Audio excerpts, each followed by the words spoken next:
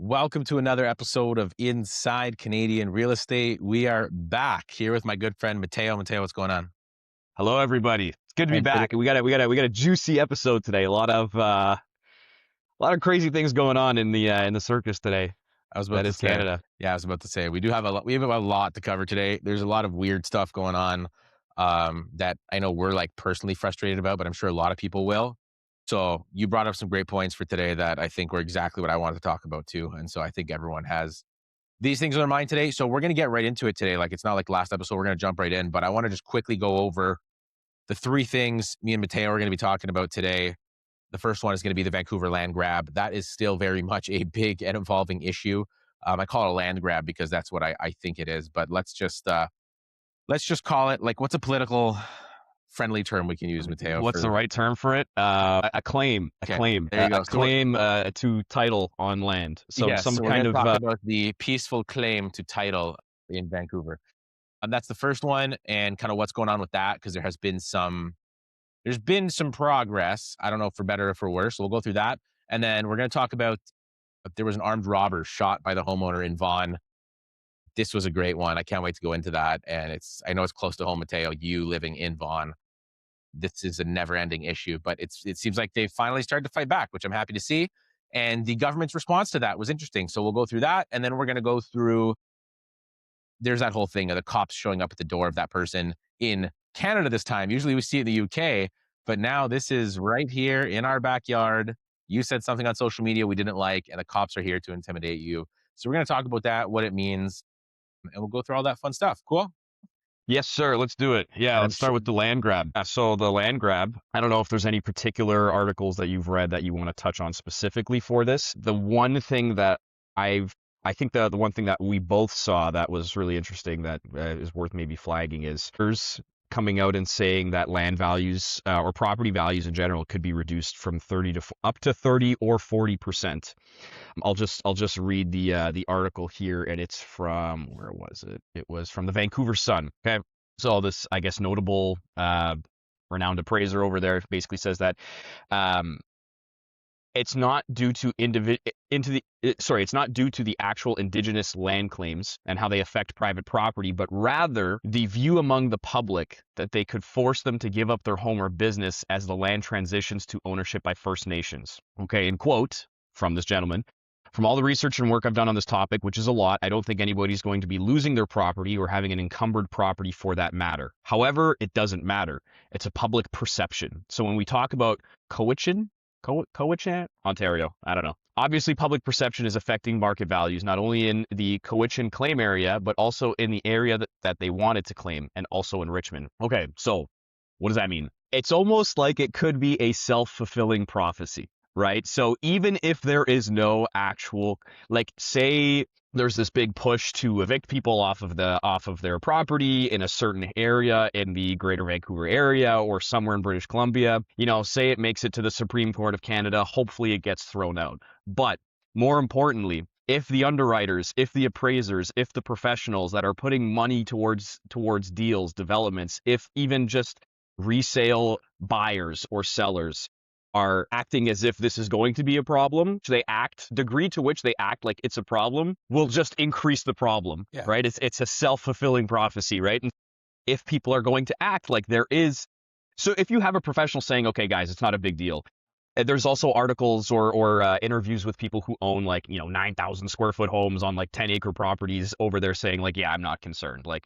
If push comes to shove, it's not going to be a big deal. But if there are people acting like it's going to be a big deal, it is going to become a big deal. And so it seems like there are professionals out there saying, don't worry, it's going to be okay. But if people do act concerned, then it will be a Yeah.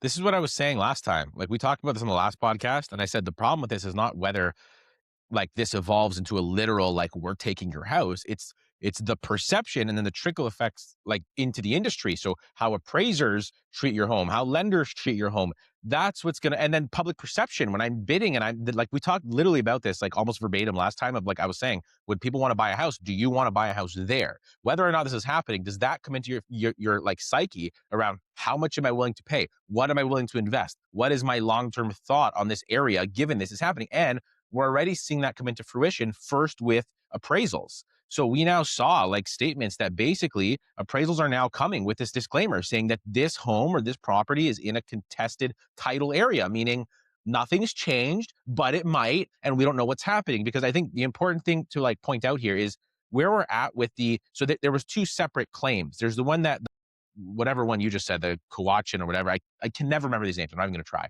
But the first one that affected that rural pocket, that was a firm, like almost done deal. It's like, yes, they have basically title over this land and it's no longer disputed. Then we have the newer one, which is that Musqueam title issue, which is like they're pushing for, hey, we wanted this, this, this, and it affects like almost 2 million homes.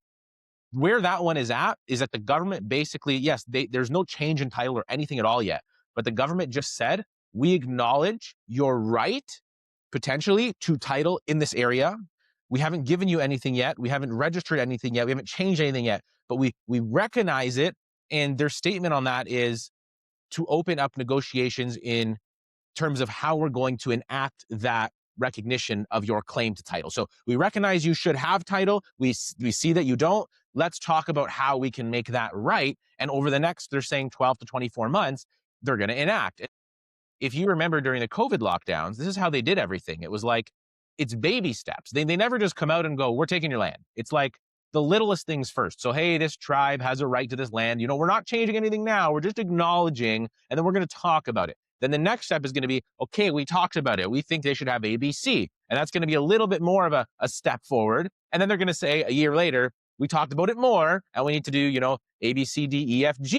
And then we talked about a little bit more. And by the end of it, you end up where we were all scared of ending up, which I do think is going to be some form of Aboriginal title formally placed on all of these properties. I think that's going to be a legitimate thing. And the problem with that is it brings into question the most basic fundamental like system in not just Canada, but like the democratic world, which is like land ownership. Private land ownership is the staple of not just democracy, but capitalism as a system. That's the whole premise, is that you can own private land under your name, free and clear. That's what we call it, free, simple, right? You own that land. You can sell it. You can build on it. You can transfer it to your heirs. You can pass it down through generations. It is your land. That system does not exist in socialism. It only exists in capitalism. And this brings that into question. It says that maybe you don't own it. Maybe the government, and that's what this whole debate is. It's not about Aboriginals. It's about, can the government come in and really reevaluate what free, simple ownership means? Can they challenge that? Can they change that? Do they have the right to do that? And if the decision is yes, it doesn't just affect BC, it affects all of Canada. Yeah, absolutely. And I think it starts with this, very, call it typical progressive word salad of acknowledgement and simply, stating the facts. And we're just acknowledging things, right? So all of that fun stuff. Well, it's just like when you talk about taxes and stuff. Like, remember when they had the huge carbon tax and they said they were getting rid of the carbon tax? Do you remember that? So they implemented that huge carbon tax a little while back, and it was put on everything, like from the manufacturing level, the pump. They still have it, but it was a huge increase in carbon tax. Carney comes in and he goes, "Oh, we're gonna scrap that. Don't worry about it. We're gonna help keep things down."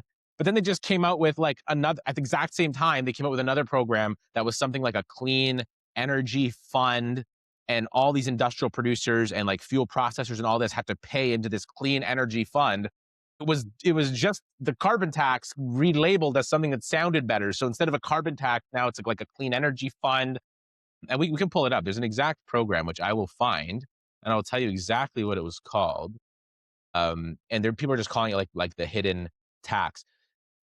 A federal force. So it was clean fuel regulations. Federal rules force fuel suppliers to reduce the carbon intensity of gasoline and or buy credits, and that compliance cost flows into pump prices. So basically, it's absolute nonsense. Carbon credits. Yeah, The simple concept of a carbon credit is insane. It is a license to exist. We are carbon-based life forms. Everything that we do and everything that we need to survive, let alone survive, but thrive, to continue to live in the first world where we can aspire to do more and do greater things and achieve any level of human flourishment, the baseline of that is energy. And Yeah. if you are capping that off at the source, you are capping off life at the source. They are inextricable. There is a perfectly one-to-one linear correlation between how quickly a country develops and how cheap its energy is. And if you artificially increase the cost of that, you will intentionally, maybe directly or indirectly, limit the amount of human flourishment. And that sounds abstract, but it means the price of everything will go up, people will reproduce less, Yeah. you will have less innovation and overall a less flourishing society. The mere concept of that should be deleted from human existence. It should be just burnt at the stake. Just anybody who even participates in that should be completely disregarded as entirely delusional. Well, 100%. And if you saw how they're like the way, like the backstory here with all this is like, not only are there insane numbers of taxes that affect fuel, and in particular things like diesel, which are like the absolute backbone of our entire economy. It affects the price of everything that you buy anywhere. But the mechanism, like, so the whole carbon credit thing, like what they did with the carbon credit thing is basically like if you produce any form of emissions in your production of anything, there was a carbon tax. They scrapped the carbon tax and they said, okay, there's no carbon tax, but because I read it here, I was going through the article. They're like, but you have to lower your emissions by this much percentage. And if you can't do that, which they cannot, because this is the frustrating part, the mechanisms that would be used, like the actual technology needed to reduce carbon emissions by the goals they've set, do not exist. We don't have anything in Canada that can do that. And so if you cannot do it, you have to buy carbon credits, which goes back to the government, which is what? A tax. So they just remove the tax, relabel the tax, call it something else, and it's still the same shit. And the reason we're bringing this up in relation to the first story is the federal government has a habit of just changing the names of things to make them sound warm and fluffy and pretending that it's okay. So just like the Vancouver thing, it's like, it's the same deal as tax. Like they just change the name, like it's recognition, it's acknowledgement. It's theft. What you're doing is stealing the right to own private land is what you're doing. And it doesn't matter what you call it. And that's always been their game plan. So that's what they're going on right now. We do have some developments in that story, though. I think one that needs clarity around the whole land grab thing was that trailer owner. Did you see that? Yeah, there was like the one lady specifically who was already evicted or is now facing like an imminent eviction, something like that. Yeah. So apparently it's the entire park. So she's just the one that got highlighted on the media. Now this is a little different than A couple dozen people, and yeah. it's like a parcel of land that was actually there's like a 50-year lease, and they don't know if it's going to get renewed now. But it's these people who've built these trailers, and though they are trailers, they're still, to a certain extent fixed to the land, and even beyond that, the owners that have been there for, let's say, decades. Some people there for, close to 50 years. These are elderly people too, right? That are just now going to be displaced. These are their A forever lot of home. them. Yeah. Yeah, and I think it's on like if I'm correct, is it almost on like an island style? It's on an island or similar where it's like you can't just pick this up and move it down the road. It's like the land itself is limited as it is. Yeah. Whatever it is, it's essentially like a trailer park. We'll call it what it is. But these homes are more so like modular homes. They're kind of built in place. Some of them are movable trailers, but some are built in place. And so you can't move them regardless. And these people, of course, this attracts, these are very common. Like we have these here, by the way. I just sold a place in one of them. We have these. They're basically the arrangement is it's a land lease. So you don't own the land, but you do own your physical building. You have it's a trailer, it's a modular home, whatever it is. You have a place in these parks and you've paid for that. In some cases, hundreds of thousands of dollars. You've paid for that. And it's your life savings. You just don't own the land. You pay a monthly fee. It's a land lease fee, but it's your home. And so what they've done is they've given everybody 2 years to basically vacate. Says, take whatever you want, but you guys got to be out of here. We're redeveloping the land. And by the way, this is an Aboriginal reserve and it's an Aboriginal led development company. So from the people that are all concerned about saving the land, they're developing for a profit this affordable housing community, which is essentially what it is. And in the process, knowing full well the majority of people cannot move their home off this park. And so this particular lady had put her entire life savings into this home, renovating it, building it out, and she's losing everything with nowhere to go and no money. And where's the sympathy for that? Like, I get it's on the reserve. I get it. But it's just like, still, it's just completely contradictory from the people that are like, oh, we need to take land from you, from the, what do they call us? Not invaders. What's the word for us? The colonizers. They need to take land from us, the colonizers, because it's better suited in their hands and it was their land and it's theirs to protect. But then the land they have, they just tear everyone out, tear it down, rebuild, develop for profit. They have multi-billion-dollar developments in BC that are run by these like native conglomerates. It's no different than they're doing the same thing. They just want the profit. That's all it is. And this is a symptom of that. And people are getting caught in the crosshairs now, and they think they have more leverage now than they did before to do things like this because they know the government's on their side and they're taking advantage of it. And ordinary people are getting caught in the crossfires, basically. Yeah, it's a shame. I mean, I don't know, like, again, I don't know like the legal basis for all of this. Like when that 2 years passes, if the people put up a fight, if everybody lawyers up, like who actually wins and what level of how far in the court system does this need to go through it in order for there to be a decision to be made that's like final? I don't know, but definitely something worth keeping an eye on, that's for sure. And it's going to set a huge precedent because there's And it'll set a huge precedent. Everybody should have their eyes on that because if you're in like a surrounding neighborhood or just in, let's say, like if you're in Northern Ontario where there's a lot more of a First Nations presence, like, yeah, like watch out. We'll see how that goes. Stay tuned. We'll be on top of it when it happens. 100%. So that's evolving. But yeah, as of right now, we have some minor evictions on this native land. We have the courts still basically not arguing about what this all is. They know what it is. It's just what's next. What does it mean? How are they going to apply it? And so I guess we stay tuned for that. And we have appraisals coming in now with disclaimers, like which is absolute nonsense, which is going to affect financing and everything.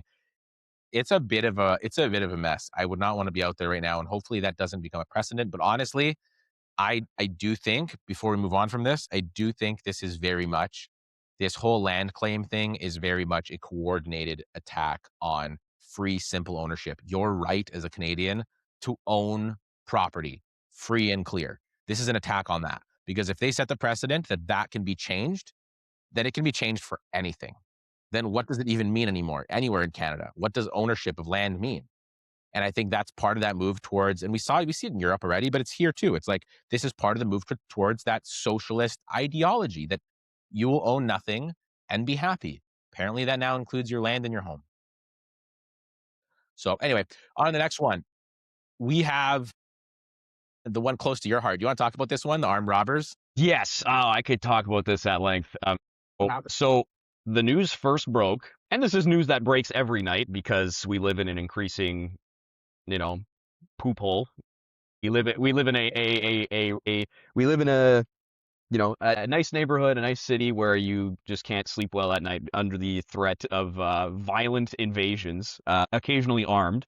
And in this case, there's a home invasion in Vaughan, not too far from where I live, where this was one that was really interesting to follow along as the news broke. But you had three people that break into someone's house while the homeowners are home in the middle of the night. At least one of them is armed.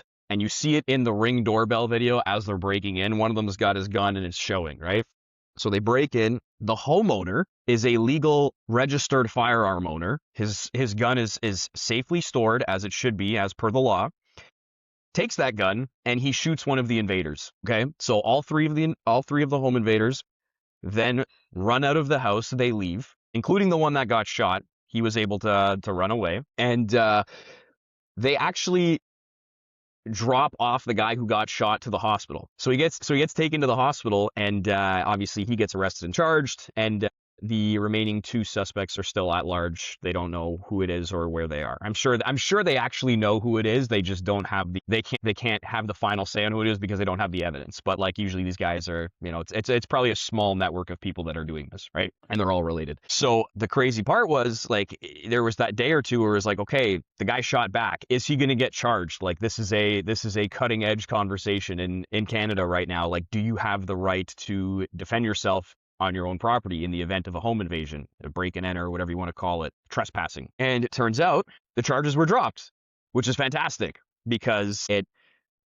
essentially said that as long as the amount of force that is used in that circumstance is below some threshold, you do have the right to defend yourself. And so this is a sign to everybody who is unable to sleep at night right now, whose neighbor's house got broken into, who had their own house broken into, et cetera, of like, if this is going to be the new normal, if this is going to be the way things go, like, okay, I do have the right to defend myself to a certain extent, which is great news. Yeah, I mean, this is like the legal parameters of this are something that I've looked into quite quite heavily. And so to bring clarity, so first of all, this was one of the first times that actually no charges were laid. They weren't even dropped. They weren't laid at all, which almost never happens. And so typically the way this goes down in Canada, because there's quite a precedent of self-defense shootings where someone's broken into a home and they get shot by the homeowner. Typically how it goes down is you are charged initially, their court date is set. You go through, you defend yourself like you would in a criminal case, and then the courts decide to either essentially like acquit you, drop the charges, whatever, or to proceed with charges. And 99% of the time, charges have been acquitted. Now, I will give that to the Canadian system. Most times, a homeowner defends himself from something like this, the charges are dropped eventually. The problem is, on average, it's a 24-month cycle that can cost between $500,000 and up and requires time off of work, time away from your family. You can't leave the country, can't travel, can't anything until this is resolved. It's life destroying, and you shouldn't have your life destroyed because you defended your home from a criminal. Like that's It, crazy. it's almost like the legal pipeline that someone has to go through as a result of a home invasion, which is no fault of their own, of course, is almost as traumatizing or possibly even worse than the home invasion itself, which is obviously insane. Yeah, and the irony is like those criminals that are committing these crimes are getting off in like 2 days and going about their business. So it's like it's almost like you're punished more as a homeowner defending yourself than a criminal invading the home, which is mind blowing. And so what's going on right now is we're seeing a change. So this is the first time police decided to lay no charges, which has basically raised a whole slew of issues and like political uproar from both sides. So you have conservatives now for the first time, most notably Mayor Doug Ford of Toronto, coming out and saying, yeah, I'm glad he did it. He should have shot him more. He literally said that, which I love. Like, and he's like, yeah, you should be able to defend yourself. You also have him calling for, rights to use pepper spray legally to defend yourself and all these things, which I think should be like, there should be no debate. Should you be able to defend yourself while being attacked? Yes, 100%. And the whole reasonable force thing, which is how Canadian law works now, which is, yes, and this is the argument the liberals will say, you do have the right to defend yourself. It just has to be within reasonable force. The problem with that is they always use these arguments of like, oh, did you have to shoot him? Maybe he didn't have a gun. Maybe they weren't going to kill you. Maybe they just wanted to steal your car. So you shouldn't kill someone because they want to steal your car. You can only kill someone if you know they want to kill you. And how did you know they want to kill you? The problem with that is in real life, how do you know when three guys are kicking down your door at 3 a.m.? How do I know what you have on you, what you want from me? I don't know. We're not going to talk about it. I have to make a decision. And the way the law is framed now is it's not in my favor because I'm not going to know. I'm going to react. And then the government's going to call it an overreaction and an unjustified use of force. And then I have to defend myself otherwise, which is annoying. It should just be if someone breaks into your home at 3 a.m, you have the right to defend yourself by any means necessary. Like there should be no need to explain. Like obviously police will come, they can do an investigation, they can question me, or in this case, whoever the defendant is, question about your fire. Do you have a firearms license? Is this a legal firearm? Was it stored correctly? Fine. That's all fine. And when that's determined, great. No problem. No charges. Arrest the people that clearly were perpetrators, especially when it's on video. Like this guy has video of them breaking into the house. It's clear it was a robbery. So there's no contest there. Right? Yeah, and the gun is showing too. Like, come on, like it couldn't be more clear cut. Canadians should be asking themselves, well, one, they should be on your point specifically. People are like celebrating and are happy that there's this new precedent set where the charges weren't even laid in the first place. Doug Ford's coming out saying, yeah, shoot them back. Simultaneously, our palms should be on our faces and we should be ashamed of ourselves that we are having this conversation in the first place. And Canadians should be asking themselves why this is happening. How is this allowed in the first place? How did we get to this point? Because it wasn't like this 10 years ago. No. Simply put, it's only been 10 years. Why 100%. Is the culture changing so fast? Why is it deteriorating so quickly? Why can't we live in the society that we grew up in? Why? Because we're mass immigrating people from countries that do not respect our culture or practices at all, that do not have the level of ethics that we have, that have no desire to integrate into culture. They come from places where lying, stealing, cheating, and murder is normal. And they're bringing that here because they know there's no repercussions here. And it's free for all. It's like Canada. I've said this before, but like Canada it's open season for criminals. even if you don't want to live here, just come here, steal things, break into homes, break into jewelry store. Georgian Mall in Barrie, by the way, was just broken into again yesterday. Smashed they went to a jewelry store right at one of the main entrances, smashed everything, took everything. It's literally open season for criminals because our government has allowed it. And there's nothing that people can do about it except what we just saw happen, which is until we defend ourselves and our own property and we make it so that it's not enticing. Like if this happened every single time there was a break and enter, do you think people would still be coming to the country and bringing their friends over and say, let's break into houses? They'd be like, no, the last 10 guys got shot. We should probably stop doing this. So if the government's not going to do anything, if the police can't do anything, the only people left is us. If we want this to change, we have to do it. So it's a shame we have to do it, and we know why we have to do it, but it's going to come down to the people defending themselves and their property. So by all means, I'm a big advocate. Get your firearms license. If you have a family, if you have a home, get your firearms license. It's a great sport. It's a great hobby. Use it the way it's intended. Go hunting, learn how to hunt, learn how to provide, get into sports shooting, join competitions, but also defend your home. Have the tools, the experience to safely and legally defend your home and your family. And I have a lot of people that have come to me lately about this topic because they know I've been a big proponent of firearms rights for a long time, saying, how do I get my license now? I want to get it. Even wives. There's women reaching out to me saying, I want to get my license. I want my husband to get his license. Like, I want to make sure our home is protected because they see, especially where you live, like you guys in Vaughan, it was just rated the #1 city in all of Canada for break and enters. More break and enters in Vaughan than anywhere in the country. It's like 3, 4, 5 a night, every night. Oh, I'll tell you a crazy story. So, just down the road from where I live, where I am right now, I have 2 relatives that live on the same street. Very, very close relatives, without revealing exactly the relation. 2 very close relatives. Small street, not a massive street. There's 50 houses on it. What? 4 break-ins in 1 month. Or sorry, not break-ins, home invasions. Yep. While they were home.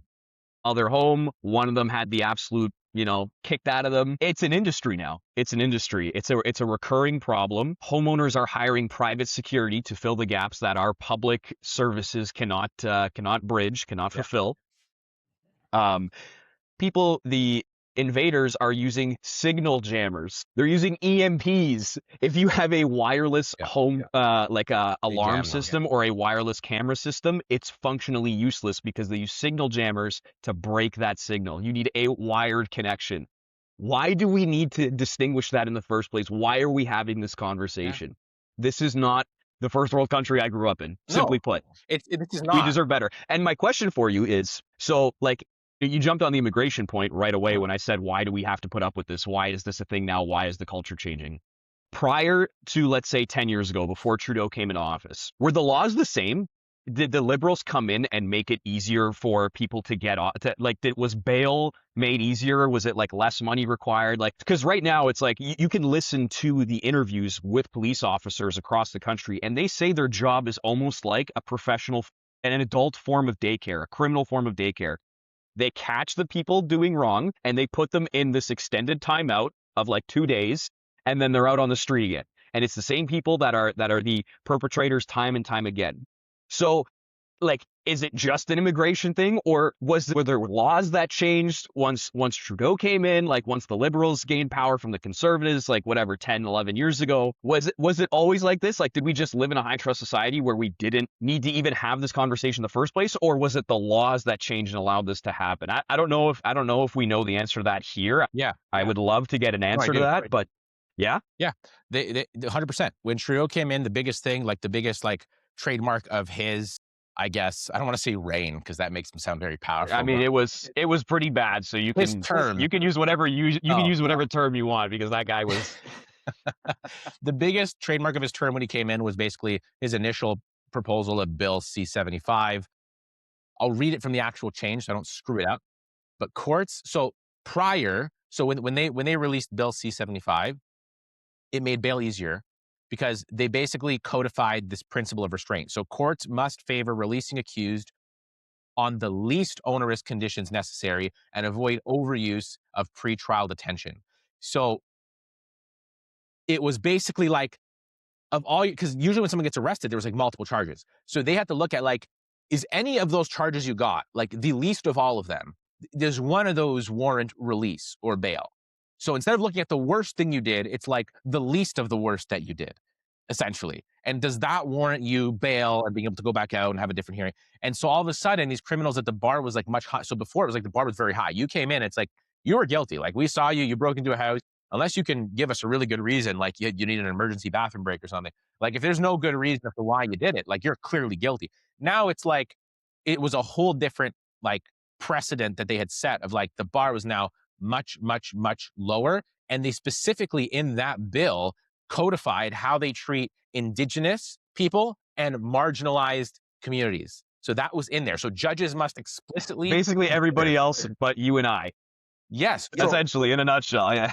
So one of the biggest things was literally judges must explicitly consider the circumstances of Indigenous or, and by the way, that's how it doesn't, the Indigenous people are not the ones that were going to jail, by the way. They just use that so you couldn't contest it. You're like, you're not for Indigenous rights. Nothing to do with that. It's the second part that says judges must explicitly consider the circumstances of Indigenous and other overrepresented groups when making bail decisions. Overrepresented, as in people that more commonly end up in jail. We need to be more lenient with them and make bail a lot easier for them. So that was literally like part of the bill. And so all of a sudden you saw more of these people that were typically going to jail for their crimes being released almost immediately. Is there a more pertinent example of how bad and how insane some of these kind of DEI-esque policies can become and what they ultimately transpire towards? It's like, yeah, like, certain people are more responsible for violent home invasions where sometimes people get shot, people get the crap kicked out of them, your property gets stolen, etc. But, it comes from a place of love. Like, we don't want to harm them too much. It's like, I want to live a decent life too. I don't want to lock my doors with 3 bolt locks, pay $10,000 for a security consulting company to put baseball bat bulletproof film on my windows, get a wired security system. I went and got my gun license. I'm not a gun guy. I don't really care for that. Whatever. That's me personally. I respect people who it is their thing, but I went and got it because it's like, the precedent is now set. If someone walks in my house, if I have to, I will blow your head smooth off its shoulders. Like, that's the world we have come to now, right? And again, it wasn't like this, but is there any more of a clear example of like why this this ideology is problematic? But let's talk about how this pertains to real estate. And I'll tell you, boots on the ground, as someone who does a lot of resale, especially working with buyers, certain neighborhoods that were once esteemed and there was a premium for these places, this is like an asterisk in their head of a thought of like, well, it is unsafe. Even though my neighbors are like the nicest and safest people on the planet, it is a target by those who are outside of those neighborhoods. I think that we are going to see, and I think smart people have already keyed into this. Maybe not smart, but maybe forward-thinking people have keyed into this in particular. More remote communities, more isolated homes, more secured homes are going to see a premium if this continues. Like, even if you can shoot the guy back who enters your home, like, that's great that we can do that we have that option. I guess that's a positive thing. But if that guy's still entering my house and he knows where my house is and I'm in the community where that's a problem, it's going to lower the value of the home. Simply put, all else being equal, right? And so if you're in an area where these idiots, let's just call a spade, like, low IQ people who rely on home invasions as their source of income. That's how they choose to get by. A lot of these people don't know, like, obviously the lay of the land as well as we do. And we know that there are remote communities. We know that there are places that are close enough to the city or close enough to suburbs that you can still kind of get a suburb vibe, but like, you're more isolated, etc. It's not ideal for these types of situations. If you're someone who commits break and enters or home invasions, like, you're going to see a premium on places. You're already seeing prices come down most heavily in Toronto, for one, because they have a lot of this issue, and in Vaughan. There's a huge price correction in Vaughan from what it was going for at the peak. Like, when you look at what things were going for in Woodbridge, like 3-4 years ago, compared to what's happening now, it's a completely different market. And you're seeing a ton of people flee north, for one. I talk to people every single day because Simcoe County obviously is my market. I talk to people every single day that are either coming up here or looking to come up here. And the main driver of that is they said they don't feel safe for their family, whether in Vaughan or Toronto. Like, we have good friends of my wife that had just moved to Bradford from Toronto. They said did not feel safe. There was break and enters all the time. The cars in the street were getting robbed 3, 4, 5 times a year. It's like they couldn't go to a park without like strange looking either junkies or migrants that were doing drugs in the park. And so they came up. They had a kid, and that's a trigger, by the way, for a lot of people. Is you have a kid, and then you look around, oh my god, I can't live here, right? And you go north, and so yeah, it's happening. So this is like the thesis of the suburbs playing out all over again. What do I mean by the thesis of the suburbs? Like, what's the point of the suburbs? Maybe you grew up in the city, maybe you like the city, maybe you're a young bachelor in the city, but eventually you get married, you have kids. Maybe you want more space, but you also just want an environment that's going to be a little more family friendly. You want to be surrounded by other families, but also you want to be insulated and far away from the degeneracy of the city, simply put, whether it's the homelessness, it's the crime, it's the prevalence of individuals that are, problematic, let's say. And like, we're getting canceled. It is what it is. Like, but the people that actually have a brain will listen and understand. And so you go to the suburb because it's like, yeah, you need a car to get around. And so only people who can basically afford cars are moving to the suburbs, right? Only people who want a family will see the appeal of the suburbs, right? But now the suburbs are not insulated anymore from the problems of the city. It's the same thing playing out over again. And so people are continuing to just flock further out. They have to because of the influx of, like you said, people from places that don't respect our culture, and also even outside of immigration, just like the legal or the lack of laws that or just the laws that allow people to get away with this stuff. We are like, we're not a serious society. We don't live in a serious society as long as people can get away with stuff like this consistently and repeatedly. I want to ask you a question, which is very important because it relates to what you just said in terms of like because I think that's a great point when you're talking about cars and accessibility and all this and the places not being insulated. So Vaughan was notably fine until what? Do you remember what came up to Vaughan that we instantly noticed crime and break and enter skyrocket? TTC and condos. The one that came up to Highway 7 in Weston. When they opened that, like, what was that? Like 2 years ago, 3 years ago? A little longer than that. A little longer than that. So whenever they open that, we can probably pull it up somewhere. But whatever that was, that's when you see, like, that's when break and enters became, like, that's when it went from break and enters happened to we're the number one capital of break and enters in Canada. Was that? I'll give you a perfect anecdote. Growing up in Woodbridge in Vaughan, there was always like the phrase south of 7 because Highway 7 was like the border between Vaughan and North York. And so like, we were kind of just, it was almost like being a Canadian looking down at the US and saying like, man, it's kind of crazy down there. Like, I'm kind of glad to be up here. Right. And so it was the same thing in Vaughan. It was like, if you were north of 7, the term south of 7 was like, yeah, you go south of 7, things look a lot different. Right. Very different. Langstaff, Rutherford, Major Mac, Highway 7, everything here is like basically the same thing, if not worse, obviously in certain respects. But we're no longer insulated. It's No, and that's the whole thing. Is like, and it all ties back to your first point, immigration. Like, yes, not only did the Trudeau government make bail a lot easier, they ramped up immigration to a scale unseen ever in the history of Canada.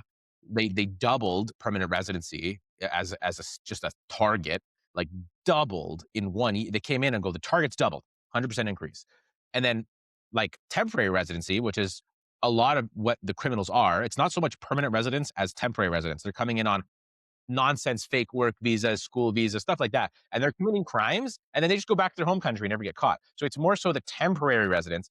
That is like you're talking in peak years, we were getting like 1.8 million to 2 million temporary residents. Like that's a lot of people for a country that has like 40 million people in it. Like that's a massive influx of people that do not fit the culture, are not invested in the future of Canada, do not have family here, any relation here, and just see it as a free for all, whether it's getting free money or robbing your house, unfortunately. And that you can't say, I know that like triggers people, but prove me wrong. Show me that it hasn't happened. Show me that that's not exactly what's happening.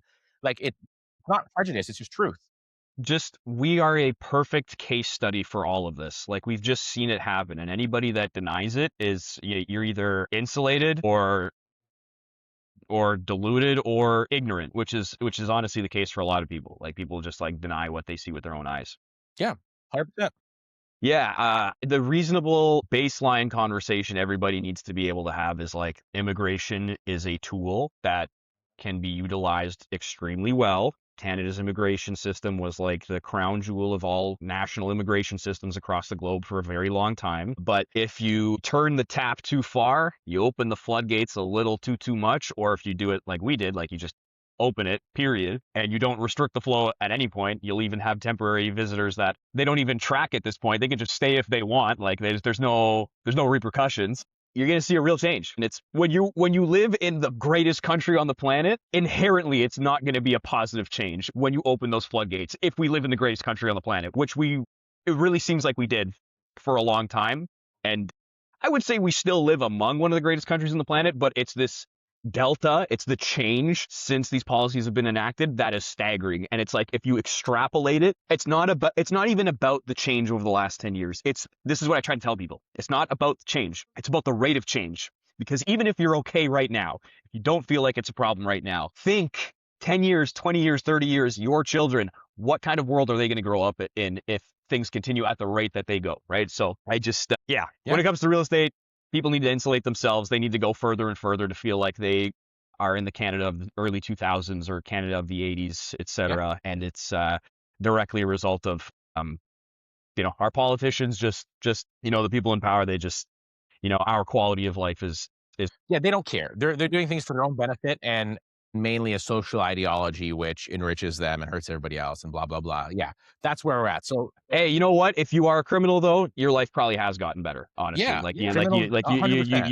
Your quality of life probably has increased, right? If you're the guy who goes and breaks into a house once a week and steals the jewelry and all the nice things. Except for the guy that just did it last, a few days ago and got shot. I think he caught the tail end of the stick, and hopefully that now is the pattern. Hopefully these guys do get met with resistance, and that resistance hopefully helps to deter them from continuing to break into people's homes in the middle of the night and threaten their family. So anyway, it's a nice change. I'm glad at least Canadians are doing something about all this nonsense. It is what it is. So we'll go to the next topic here because it's all kind of related. It's all the same. The theme today is the government. The government wants to control everything and they want you to do nothing about it. Well, okay, hold on.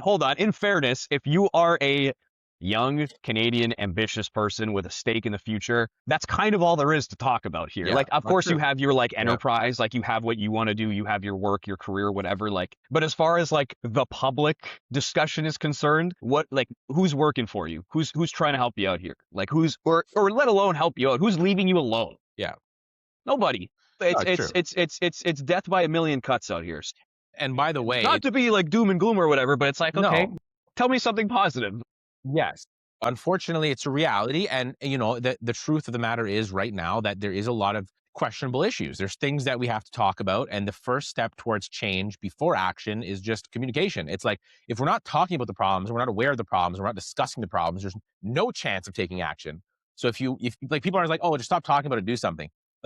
You can't do something. You can't organize people or public opinion or direction if no one even knows what's going on. So talking about it is the first step. And so, unfortunately, that's what we have to do right now. And we'll have episodes that are more strategic than this, and we'll talk real estate. But sometimes we're just going to talk about what's going on in the world because it impacts everything.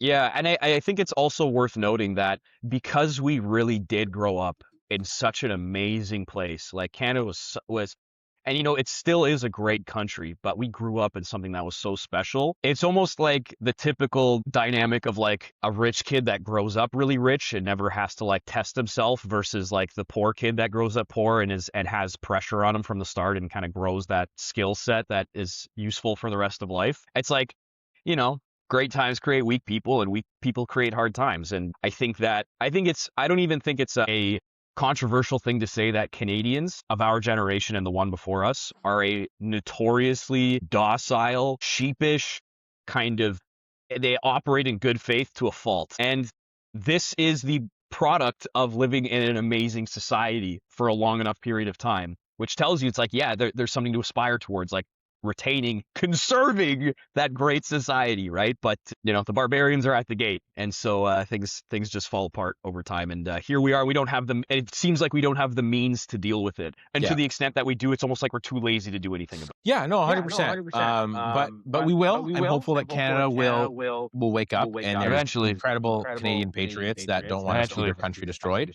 and they will get fed up eventually enough to the point where they make their voices heard, and figuratively or literally literally fight back against the nonsense, which is what you're starting to see happen. So let's talk about the next segment here, which was cops showing up over social media posts, because that's a thing normally you see in the UK. Apparently, is starting here, and this isn't in BC. This is in Toronto. Did you see this?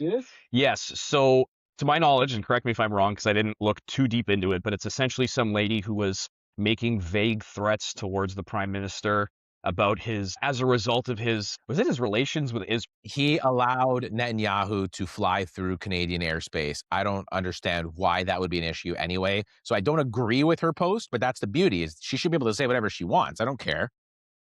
She didn't. Basically, our prime minister opened up the airspace in a way that Netanyahu could fly through to avoid other more threatening airspace and other sanctions and restrictions. And she was very angry. So she called our prime minister a bunch of names and said, basically, he will get his. And the police took that as a threat and showed up at her door.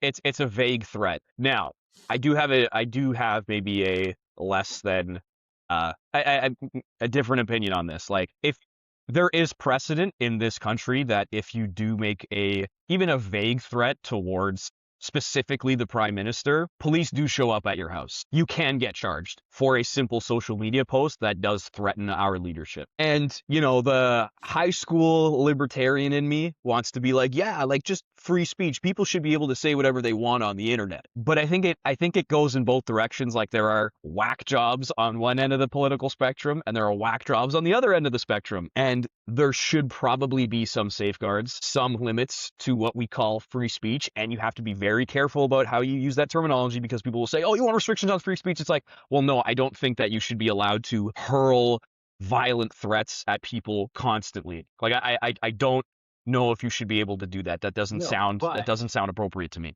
It seems like the government is very selective in what they want to respond to, because how many threats have been made?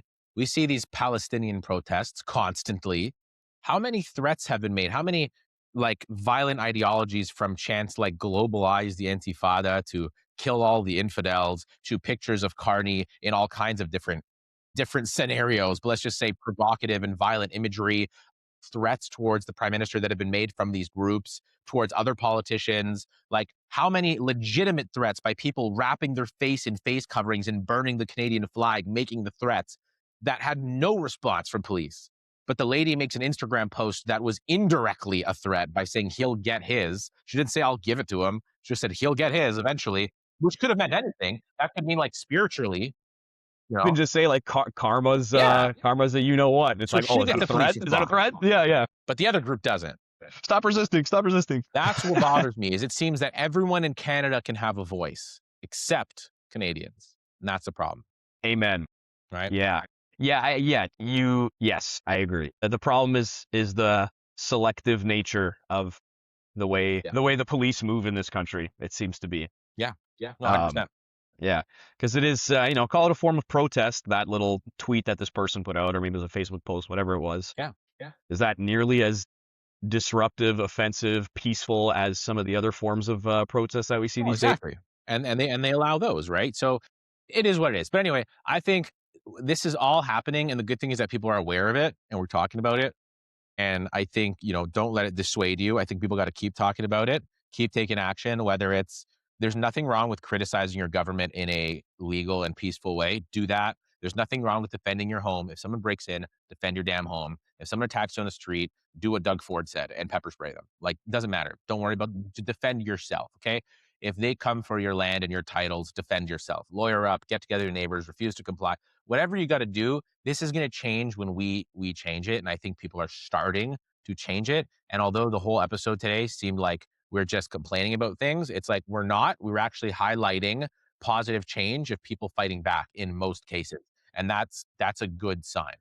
100%, man. It's people with good intentions that are forward thinking and see where things are heading versus the rest, disingenuous people, either whether they're ignorant or they're malicious, whatever bucket they fall into. But there is real hope in this country. There is a desire to make things right. I think it's going to come at a serious cost, but that time will come. Things will bounce back. The Canadian identity will return. The unity that this country once felt, I think it's long overdue to come back, but it will. So Yeah, I'm bullish long term. I think we'll be fine. It's just working ourselves through this. Listen, New York, like if you look back, like New York's a great example because it's like Toronto is baby New York. And I think what we're seeing in Toronto and surrounding areas right now was like New York and surrounding areas back in like these when it was just like an absolute like I don't have another word for it other than shithole where crime was rampant, drugs in the streets. Like we've been through this before. There's precedent of like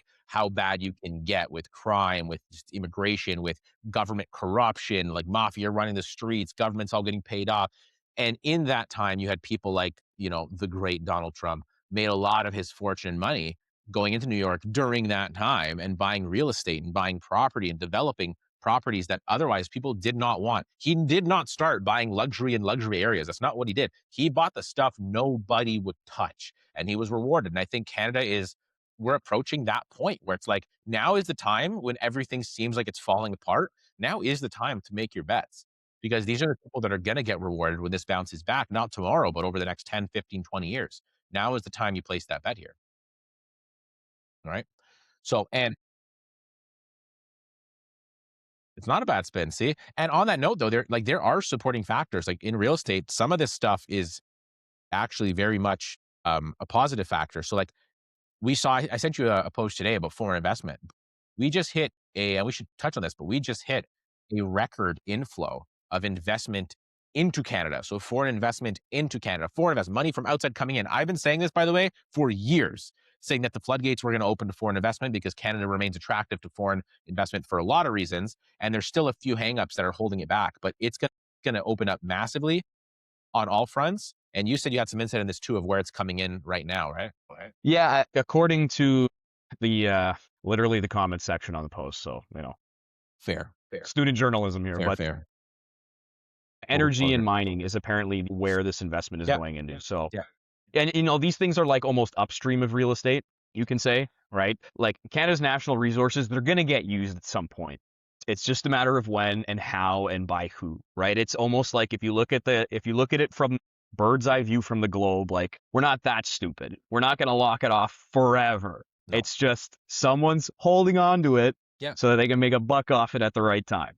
In my opinion, that's yeah. what seems to be the case, right? And so it's just being held back for now. We're locking ourselves out of it, and it sucks for us, the lay person growing up in this period of time. But eventually, it's going to come around. It has to. It only makes sense. Well, because the underlying is strong. Like in investment, you analyze the underlying. It's like, what is the foundation? Forget the politics, these corrupt people that go in and out. What's the underlying? And country, I've said this a million times, but Canada has a lot going for it. We have like the most fresh water in the world. We have one of the highest reserves of various natural resources, which is now where you see the money coming into. So whether that be like minerals, different metals, oils, natural gas, we have a lot of that. We have all kinds of like the lumber industry. Like there's so much going for Canada that like the underlying is there. It's just a matter of the people that are making the decisions have to choose to open that up and let that happen. And so all we need to change is that overlying layer of administration. Like if the bureaucracy shifts, we have the underlying ingredients. Not every country has that.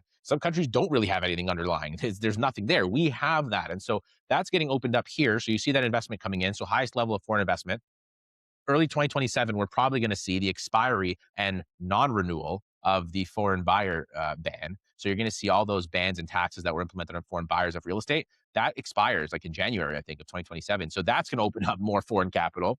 Then you have this capital into business coming in. And then you have the third lever, which is institutional capital in Europe right now is dying to get into Canada. They want to be into Canada, but the majority of them are less than 5% into Canada. And the only reason is because of our nonsense capital gains laws.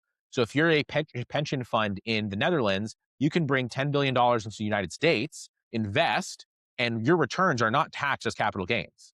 If you bring that into Canada, you are fully taxed at Canada's rates of capital gains. So it makes no sense.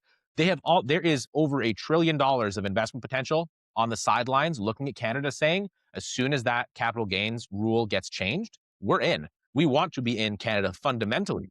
And so if that happens, between that, the foreign home buyer tax getting removed and the whatever, the ban we're going to call it, and this industrial investment coming into Canada for minerals, gas, fuel, those are very, very, very strong inflationary in a good way factors and very bullish factors for the Canadian economy.